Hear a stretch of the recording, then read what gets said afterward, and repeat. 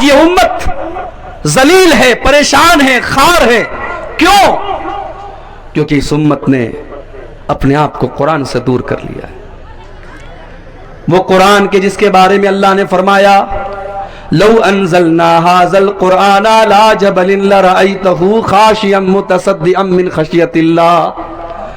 اگر ہم نے اس قرآن کو کسی پہاڑ کے اوپر بھی اتارا ہوتا تو پہاڑ بھی اللہ کے خوف سے چور چور ہو جاتا. اے انسانوں، تمہارے دل کی کیا اوقات ہے؟ تمہارا دل تو معمولی سا دل ہے. اس قرآن کو ہم نے کسی پہاڑ پر بھی اتارا ہوتا تو پہاڑ بھی اللہ کے خوف سے چور چور ہو جاتا. آج قرآن پڑھا جا رہا ہے، ہمارے دل کے اوپر کوئی اثر نہیں ہو رہا ہے.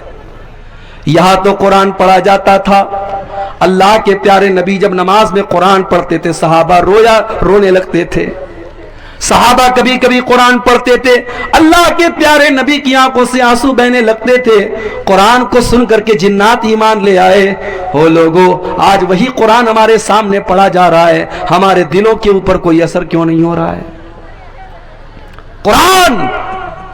فضیل ابن عیاض کو دیکھو، اپنے زمانے کا بہت بڑا ڈاکو ہے.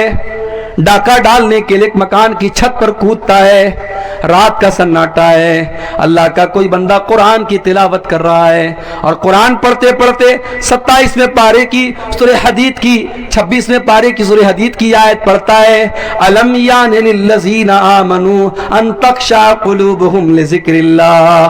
اے ایمان والو، کیا ابھی وہ ٹائم نہیں آیا کہ اللہ کا کلام سن کر کے تمہارے دل پگھل جائیں؟ اے ایمان والو، کیا اب بھی تم نہیں سدھرو گے؟ کیا تم اب بھی توبہ نہیں کرو گے؟ جب فضیل ابن عیاض کے کانوں میں قرآن کی یہ آیت پڑھی، فضیل ابن عیاض نے فوراً اللہ کی بارگاہ میں توبہ کی اور کہا کہ اے اللہ، وہ سمے آ چکا ہے، وہ وقت آ چکا ہے، اے اللہ میں تیری بارگاہ میں سچی توبہ کرتا ہوں. اور اس دن کے بعد سے فضیل ابن عیاض نے ڈاکہ ڈالنا بند کر دیا اور اتنے بڑے عابد بن گئے کہ اپنے زمانے کے سب سے بڑے اللہ والوں میں ان کا شمار ہونے لگا اور کھانے کعبہ کا 24 گھنٹے کھانے کعبہ کے پاس وہ زندگی گزارنے لگے. قرآن کی ایک آیت دل کی دنیا بدل دیتی. مگر ہمارا نوجوان، اس بیچارے کو تو گانے میں مزہ آتا ہے، اس کو میوزک میں مزہ آتا ہے. وہ ایئر فون لگا کر کے کانوں میں بائک بھی چلا رہا ہے تو گانا سن رہا ہے، کار میں بیٹھا ہے تو کار میں بھی گانا بجا رہا ہے، اس کو میوزک میں سکون ملتا ہے. الا بذکر اللہ تطمئن القلوب. میرے بندو، تم اللہ کو یاد کیا کرو، اللہ کا ذکر کیا کرو. اللہ کے ذکر سے دلوں کو سکون ملتا ہے، اور جس دل کو گانے سے سکون ملے، جس دل کو میوزک سے سکون ملے، سمجھ جاؤ کہ وہ دل مردہ ہو چکا ہے. اس دل کی جنازے کی نماز پڑھ لو، وہ دل مردہ ہو چکا ہے. دل اگر زندہ ہے تو اس کو قرآن کے ذریعے سکون ملے گا. آج ہمارا نوجوان قرآن نہیں پڑھتا، قرآن نہیں سنتا. کسی اچھے قاری کی آواز میں قرآن پڑھو. کبھی یوٹیوب کھولو، اس پہ لکھو سورہ مریم شیخ سعود الشریم کی آواز میں، سورہ مریم شیخ سدیس کی آواز میں، سورہ رحمان شیخ معیقلی کی آواز میں، شیخ منشاوی کی آواز میں سورہ مریم.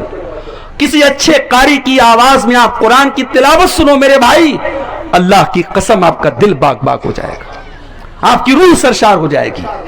اللہ کے کلام میں آج بھی وہ کشش ہے، وہ اٹریکشن ہے، مگر ہم نے قرآن کو تبرک کی کتاب بنا دیا. قرآن کی ضرورت کب پڑتی ہے؟ بھائی بھائی میں جھگڑا ہوا، چلو قرآن اٹھاؤ قسم کھانے کے لیے. قرآن کی ضرورت کب پڑتی ہے؟ قرآن کو چومنے کے لیے. قرآن کی ضرورت کب پڑتی ہے؟ قرآن کو پڑھ کر کے کسی کو دم کرنے کے لیے.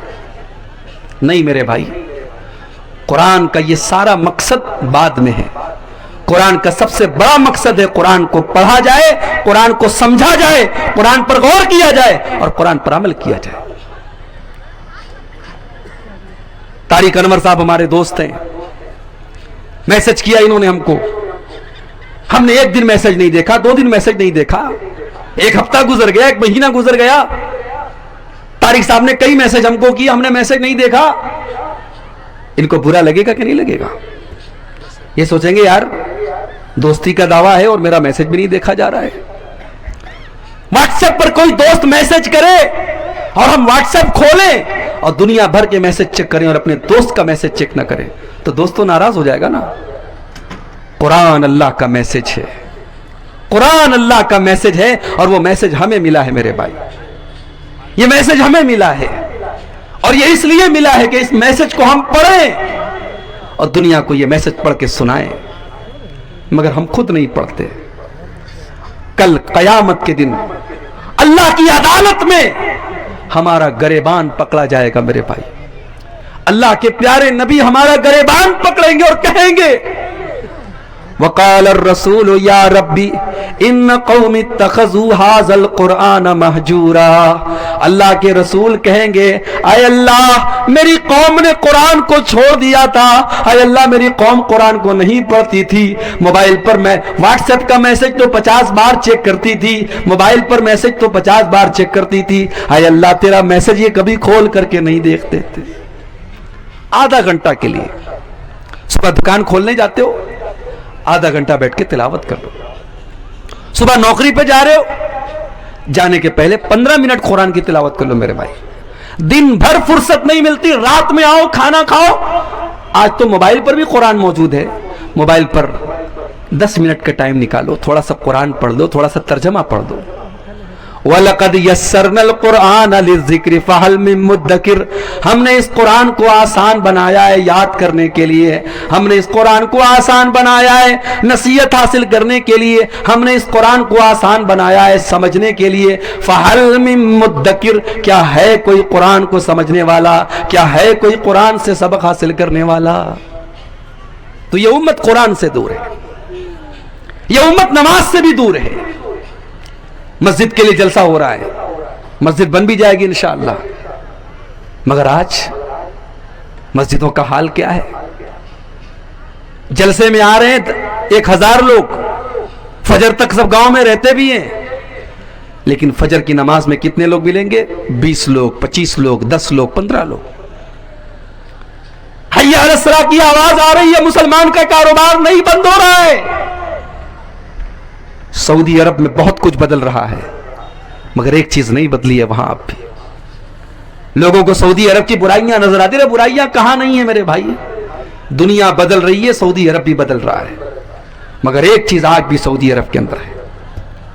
آج سے 5 سال پہلے جب مجھے سعودی عرب جانے کا موقع ملا 2017 میں, مدینہ کے اندر مسجد نبوی سے واکنگ ڈسٹنس پر, تھوڑی دور پر ایک دکان پر میں نقاب خرید رہا تھا. میری اہلیہ نے فون کیا تھا نقاب لینا ہے, نقاب لے رہا تھا میں.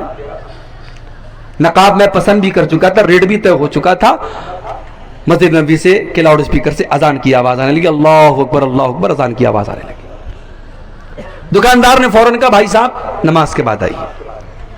میں نے کہا یار 5 منٹ کا کام ہے, نقاب پسند ہو چکا ہے, پیسہ دیتا ہوں میں, سودا طے ہو چکا ہے, لے لو. اس نے کہا نہیں, اذان ہو گئی ہے, اب میں سودا نہیں کر سکتا, اب کوئی ٹرانزیکشن نہیں کر سکتا, اذان ہو چکی ہے, اب آپ جائیے نماز پڑھ کے آئیے, میں ملوں گا آپ کو. اللہ کی قسم میرا دل باغ باغ ہو گیا. مجھے لگا کہ اسلام ابھی زندہ ہے, ایمان ابھی زندہ ہے. یہی ہونا چاہیے میرے بھائی. آپ کی تجارت, آپ کا کاروبار, آپ کی دکان, آپ کی بزنس اللہ کے ذکر سے بڑا نہیں ہے, نماز سے بڑا نہیں ہے. آج ہم لوگ اپنے کاروبار کو بنیاد بنا کے نماز سے دور ہیں. رجال اللہ تلہیہم تجارت ولا بیع عن ذکر اللہ. اللہ کے نیک بندے تو وہ ہوتے ہیں کہ اللہ کا ذکر اور نماز ان کے کاروبار کو تو بند کر سکتا ہے, لیکن ان کا کاروبار ان کو نماز سے نہیں روکتا, ان کی تجارت ان کو نماز سے نہیں روکتی.